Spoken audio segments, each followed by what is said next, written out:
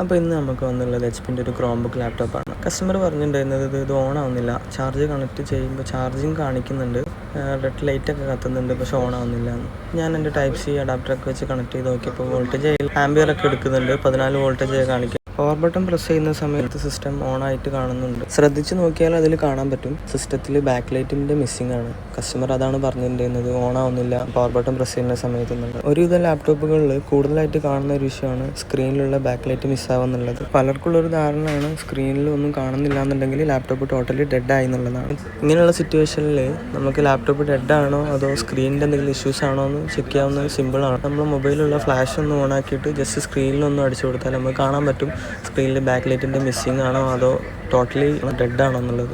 പല ഇഷ്യൂസുകൾ കൊണ്ടും സ്ക്രീനിൽ ബാക്ക് ലൈറ്റ് മിസ്സാവാറുണ്ട്. അതിലെ മെയിൻ കാരണം എന്ന് പറയുന്നത് സ്ക്രീൻ തന്നെയാണ്. പിന്നെ വരുന്നതാണ് കേബിൾ, പിന്നെ വരുന്നത് മദർ ബോർഡ്. ഇതിൽ നമ്മൾ ചെക്ക് ചെയ്ത് നോക്കിയപ്പം സ്ക്രീനും ഓക്കെയാണ്, കേബിളും ഓക്കെയാണ്. മദർ ബോർഡിൽ നിന്ന് ഒരു കണക്ഷൻ മാത്രമാണ് മിസ്സിംഗ് ആയിട്ട് കാണുന്നത്. അത് നമുക്ക് സെപ്പറേറ്റ് അതിൽ ബൈപ്പാസ് ചെയ്തിട്ട് ഇട്ട് കൊടുക്കാൻ പറ്റും. നമ്മൾ ചെക്ക് ചെയ്ത് നോക്കിയപ്പോൾ ഒരു 3.3 വോൾട്ടേജ് അതിൽ മിസ്സിംഗ് ആയിട്ട് കണ്ടു.